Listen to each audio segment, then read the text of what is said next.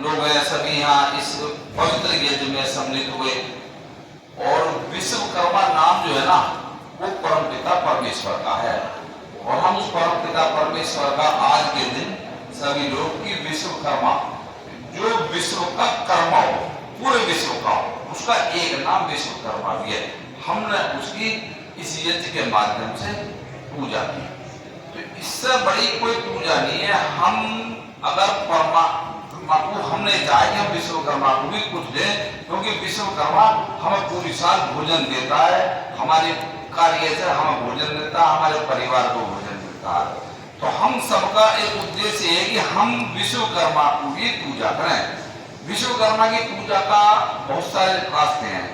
कुछ लोग विश्वकर्मा की पूजा पर कुछ फल फूल मेवा रखते हैं, और आप सबने ये अग्नि को बहुत सारी घी और सामग्री सुपुर्द करी। अग्नि परमात्मा का मुख है। अगर आप उस विश्वकर्मा को कुछ देना चाहते हैं, उसकी पूजा करनी चाहते हैं, तो उसका केवल एक ही रास्ता है, वो है अग्नि।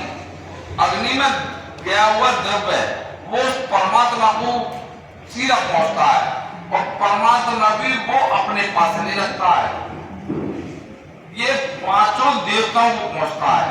पांचों देवता कौन से जो हमने द्रव्य गिरा इसमें, इतना भी सामग्री कोई ये कूड़ा करकट नहीं है, ये बहुत बढ़िया औषधियों का संगठन है, जिसमें हमने घी मिला के और वेद मंत्रों से अपने हृदय को पवित्र करते हुए और इस अग्नि के माध्यम से आहुति दी। अग्नि हर चीज के स्वरूप को अति सूक्ष्म करती है। अग्नि की यह विशेषता होती है, और जो सूक्ष्म तत्व होता है वो अति विशाल होता है। जितना सूक्ष्म होता जाएगा उतना अति विशाल होता जाएगा। जैसे अग्नि के अंदर आप 2 चम्मच मिर्च गिर दो, वो सूक्ष्म होकर कितनी विशाल हो जाती है, पूरे मोहल्ले में ये पता चल जाता है। धसके से सारे लोग परेशान हो जाएंगे कि भी कहीं मिर्च गिर गई अग्नि में।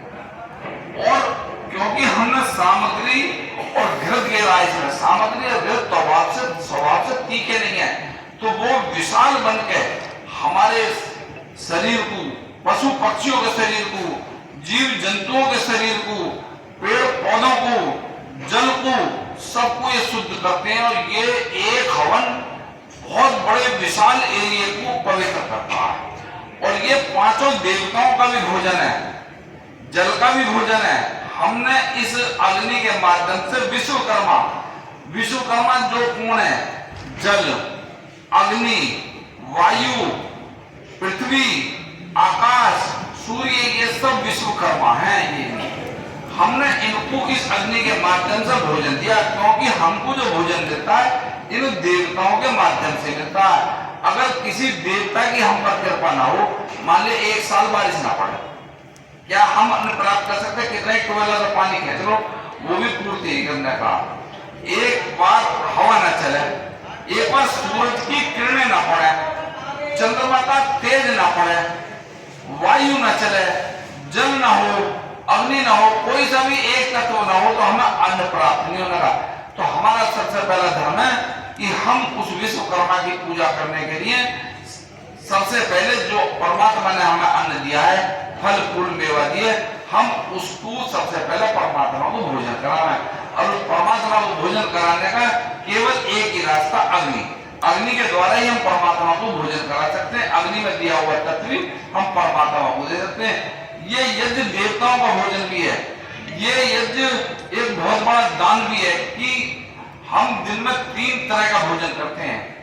एक भोजन हम मुख से करते हैं, जिससे हमारा शरीर चलता है। दूसरा भोजन हम जल का करते हैं। भोजन हम 2 बार करते हैं, जल 8 बार 10 बार पीते हैं। जल भी बहुत अत्यंत चीज है, और उससे भी ज्यादा बड़ी अत्यंत चीज क्या है जिसका हम भोजन दिन में लाखों बार करते हैं? बोलो। वायु। वायु जहां शुद्ध होती है वहां आदमी की आयु अधिक होती है, आदमी निरोगी रहता है। और वायु शुद्ध करने का सबसे उत्तम साधन केवल यज्ञ है। उसके बाद वनस्पति है, वायु शुद्ध का इससे उत्तम साधन कोई नहीं है। तो ये हमारी वायु को शुद्ध करती है। एक ये हमारे लिए ये औषधि का भी काम करती है। जब हमें कोई बीमारी हो जाती है तो हम गोली खाते हैं। गोली कितने टाइम में असर करती है? 1 घंटे में।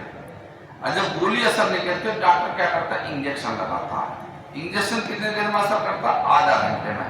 और जब इंजेक्शन भी असर नहीं करता तो वो नस का इंजेक्शन देता है, वो कितने टाइम में करता है, 15 मिनट में। लेकिन अगर जब ये सारी चीज असर नहीं करती है तो डॉक्टर जब ऑपरेशन करता है, जब कौन सी दवाई सुंघाता है, जब नाक से दवाई सुंघाता है, और वो जितनी देर में अंदर पहुंचती है उतनी देर में अंदर बेहोश हो जाता है। भोपाल गैस त्रासदी सुना अपना नाम नहीं, भोपाल में जो गैस त्रासदी हुई, एक ऐसी विषैली गैस निकली जिसके नाक में भी चढ़ गई, वही एकदम लूला लगड़ा हो गया। तो ये एक ऐसी औषधि भी है जो हमारे को, ये औषधि है, धुआं नहीं है, ये औषधि जितनी भी हमारे नाक से गई है, ये हमारे ये फेफड़े सारे शरीर के तंत्र के लिए एक औषधि भी है। तो ये यज्ञ एक बहुत बड़ा माध्यम है परमात्मा को प्राप्त करने का, परमात्मा को कुछ देने का एक माध्यम केवल यज्ञ है।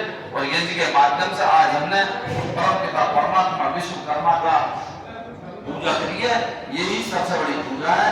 और परमात्मा का एक नाम नहीं है, परमात्मा के अनेक नाम है। परमात्मा का मुख्य नाम ओम है, एक नाम विश्वकर्मा भी है, एक नाम गणेश भी है, एक शिव भी है, एक शंकर भी है, एक देवी भी है। किसलिए नाम ये?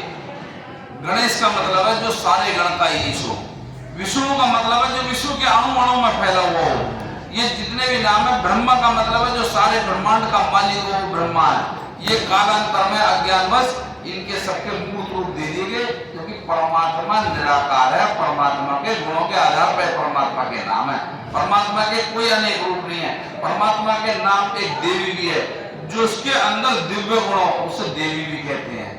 तो परमात्मा का एक मुख्य नाम ओम है, ये परमात्मा के गुणों के आधार पर नाम है। जैसे अपने यादव जी का मुख्य नाम तो यादव जी है, लेकिन इनको जब ये ट्रेन में चलते हैं तो इन्हें पैसेंजर के नाम से पुकारते हैं। जब ये हॉस्पिटल में जाएंगे, जब पेशेंट के नाम से पुकारे जाएंगे, और यहाँ पर मास्टर जी के नाम से पुकारे जाएंगे कि head of the incharge Yadav ji. तो जहाँ जैसा इनकी स्थिति होगी वहीं ना उसी तरह से पुकारा जाएगा। इसी के साथ आपको सबको मेरा